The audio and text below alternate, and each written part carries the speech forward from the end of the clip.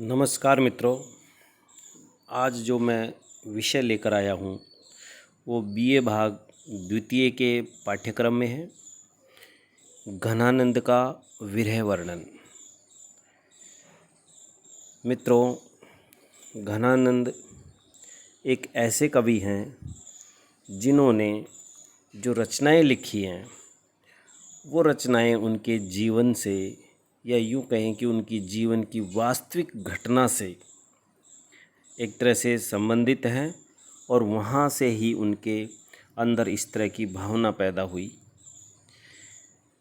देखो, घनानंद यूँ तो इनके जन्म और जन्म स्थान के बारे में कुछ भी ठीक से कहना मुश्किल है, लेकिन इनका जो आरंभिक जीवन था वो दिल्ली में व्यतीत हुआ, और जो इनके बाद का जीवन है, या यूँ कह सकते हैं कि उत्तर जीवन, वो वृंदावन में बीता। और ये साहित्य और संगीत दोनों के प्रेमी थे, और इन दोनों में ही इनको महारत हासिल थी। कहा जाता है कि ये शहंशाह मोहम्मद शाह रंगीले के दरबार में मीर मुंशी थे, और उनके दरबार में एक नर्तकी थी, उसका नाम था सुजान। तो ये उस सुजान नर्तकी के ऊपर आसक्त थे, और ये बात दरबार के लोगों को मालूम थी। तो एक दिन दरबारियों ने बादशाह से कह दिया कि मुंशी घनानंद गाते बहुत अच्छा है। बस क्या था, बादशाह ने उनको सुनने की एक तरह से हट कर ली, और उनको दरबार में बुलाया गया। और जब बादशाह ने घनानंद से गाने के लिए बोला तो उन्होंने इसमें असमर्थता जाहिर की। जब उन्होंने गाना नहीं गाया तो दरबारियों ने बादशाह को कहा कि यदि सुजान कहे तो घनानंद गाना गा सकते हैं। अतः सुजान को बुलाया गया, जो नर्तकी थी, और हुआ भी वही। सुजान के कहने पर घनानंद ने ऐसा संगीत सुनाया कि सारा दरबार मंत्र मुग्ध हो गया। बादशाह प्रसन्न हो गया, सुनने वाला हर व्यक्ति प्रसन्न हो गया। किंतु घनानंद को क्या मालूम था कि उनका ये संगीत, जो यहाँ पर आज दरबारियों को खुश कर रहा है, यही संगीत घनानंद के जीवन में दुख लेकर के आ गया। बादशाह क्रोधित हो गए, घनानंद पे नाराज हो गए, और बादशाह ने आज्ञा की अवहेलना के अपराध में उन्हें दरबार से निकाल दिया, देश निकाला दे दिया। घनानंद प्राण बचा के दिल्ली से भागे और वृंदावन में पहुंच गए। श्री कृष्ण की शरण स्थली में वो पहुंच गए, और वहाँ उन्होंने निम्बार्क संप्रदाय में दीक्षा ग्रहण की। और वहाँ पर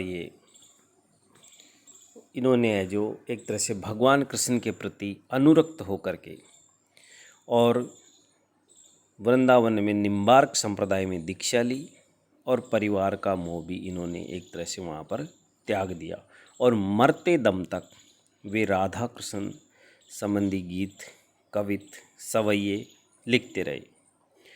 किंतु घनानंद की जो वो पीड़ा थी, जो वो प्रेयसी, जो नर्तकी सुजान से प्रेम करते थे, वो पीड़ा उनकी आजीवन रही। मित्रों, घनानंद ने सुजान से बहुत कहा कि वो उसके साथ चले, लेकिन सुजान तो नर्तकी थी, उसको राज दरबार का सुख मिल रहा था, तो वो उस सुख को कैसे छोड़ करके घनानंद के साथ दरबार से बाहर जाती, क्योंकि सुजान उतना सच्चा प्रेम घनानंद को नहीं करती थी जितना कि घनानंद सुजान को करते थे। बाद में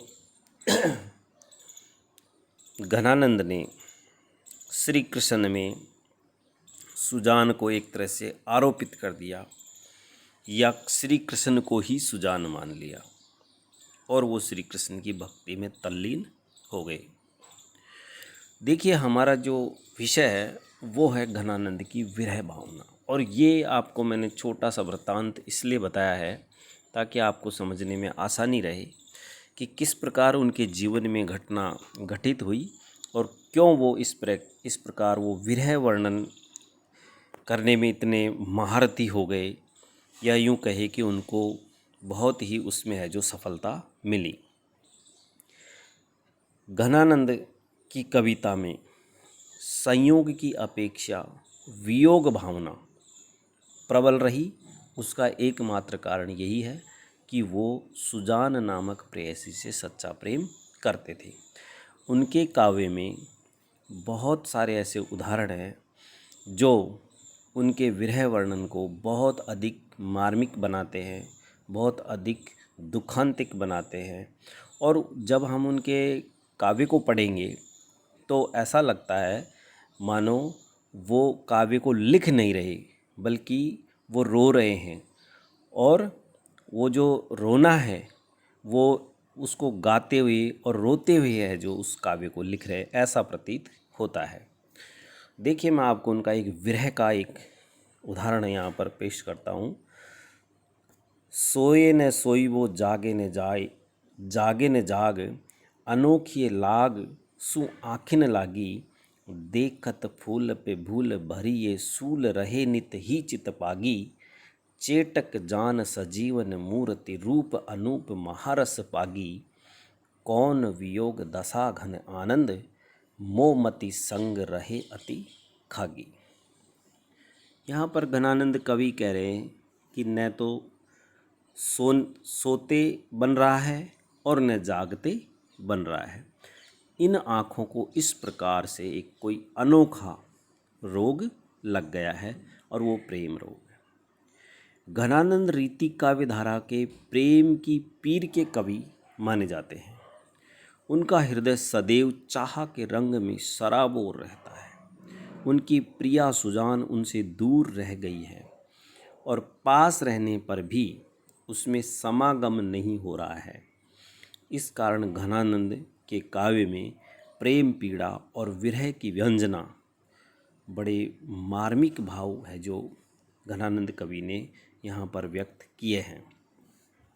मरम विषय न जो लो भरम न पावे तो लो, भरमई भेद कैसे सुननी धन वो, प्रेम आगी जागे लागे, प्रेम आगी जागे लागे झर घन आनंद को, रोई बिन आवे पे गाई बोन रोई बो।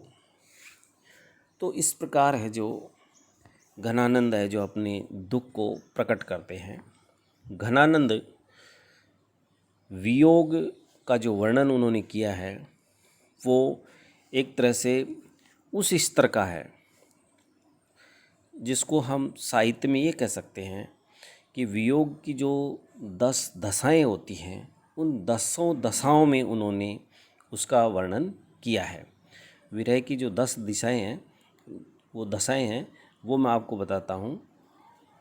पहली है अभिलाषा, दूसरी चिंता, तीसरी स्मरण, चौथी गुण कथन, पांचवी उद्वेग, छठी प्रलाप, सातवीं उन्माद, आठवीं व्याधि, नौवीं जड़ता और 10वीं जो दशा है वो है मरण। ये जो विरह की दशाएं हैं जो साहित्य में मानी गई हैं उनमें जो अंतिम दशा है उसके स्थायी हो जाने पर विप्रलंब करुण रस में वो परिवर्तन या परिवर्तित काव्य हो जाता है। अंगों की सुंदरता, ताप, पांडुता, कृशता, अरुचि, अधृति, अनालंबन, उन्माद, मूर्छा, मूर्ति, ये 10 काम दशाएं मानी गई हैं। घनानंद के काव्य में ये सभी दशाएं मार्मिक रूप से एक तरह से उन्होंने उनकी रचनाएं की हैं, क्योंकि उनका जो विरह वर्णन है वो उनके प्राणों पर, मन चेतना पर, उनके शरीर के अंग अंग पर तथा उनके रोम रोम में समाया हुआ है और वो विरह की पीड़ा की कसक से भरे हुए हैं। शास्त्रीय दशाओं की घनानंद ने कभी चिंता नहीं की और उनकी चिंता न करके उन्होंने अपने हृदय के भावों को सहज अभिव्यक्ति दी है। उनका कहना है कि उनकी जो दशा है उसे प्राणों की प्राण जो जिससे वो प्रेम करते थे, जो प्रेयसी थी उनकी सुजान, उसके लिए वो कहते हैं कि उनकी जो दशा है, घनानंद की जो दशा है, उस दशा को उनके प्राणों की जो प्राण है, जो सुजान है, केवल और केवल वही समझ सकती है और कोई भी उनके विरह की दशा को समझने में सक्षम नहीं है।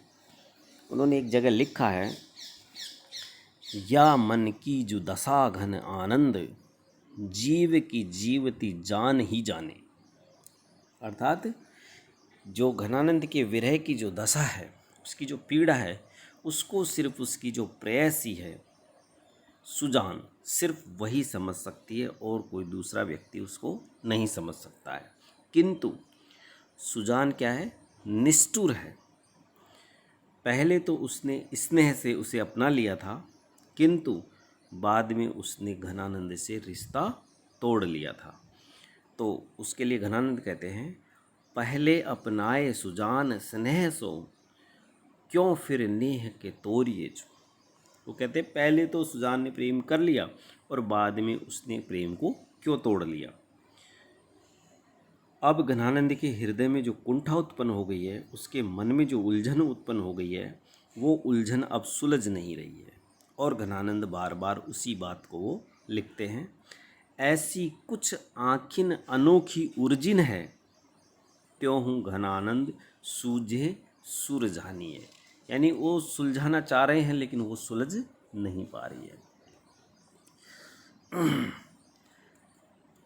घनानंद को प्रिय की स्मृति बहुत अधिक, प्रिय कौन है यहाँ पर, सुजान जो प्रेयसी है, वो उसको इतनी व्याकुल करती है कि उसकी व्याकुलता में वो सुध बुध खो देते हैं और एक प्रकार से है जो उसको याद करते हैं और फिर बहुत अधिक व्याकुल हो जाते हैं।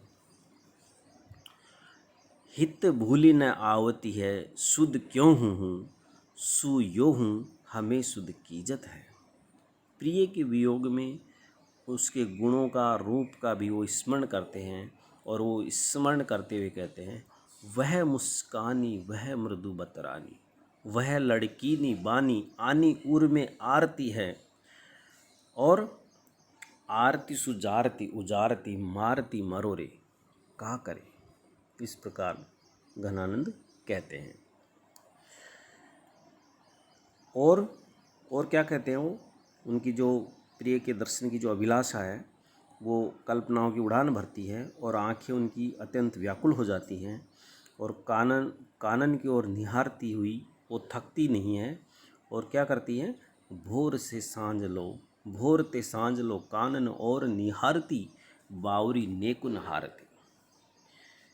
और उन्माद और प्रलय में वो रोते हैं, हंसते हैं और क्या कहते हैं, खोई गई बुद्धि सोई गई सुधी, खोई गई बुद्धि सोई गई सुधी, रोए हंसे उन्माद जग्यो है।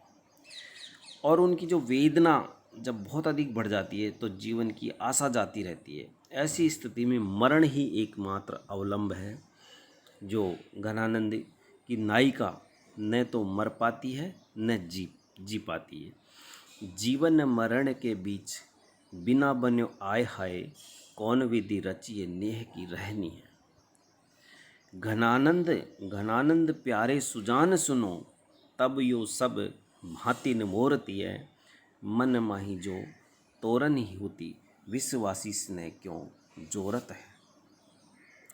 जो घनानंद है उन्होंने श्री कृष्ण को भी एक जगह आधार मान करके और उन्होंने कहा है तुम कौन दो पाटी पढ़े हो लला, तुम कौन दो पाटी पढ़े हो लला, मन लेऊं पर देहूं छटाक नहीं।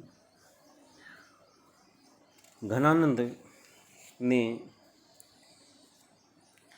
प्राणों पर जो चोट लगी है, जो मार्मिक चोट लगी है, उसका भी उन्होंने बहुत अधिक अपने काव्य में वर्णन किया है।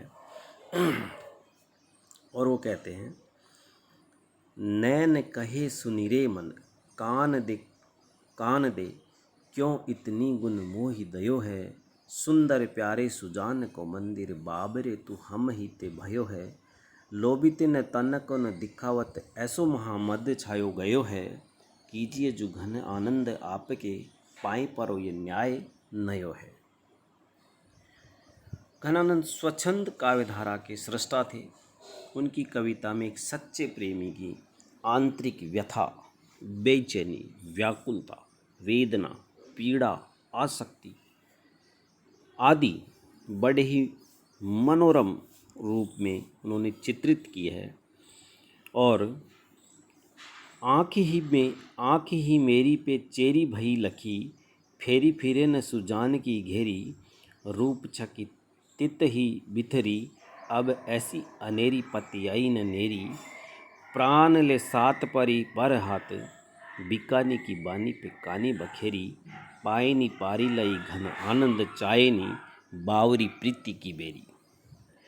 तो इस प्रकार वो विरह के उनके बहुत सारे ऐसे उदाहरण हैं जो उनके काव्य में भरे पड़े हैं।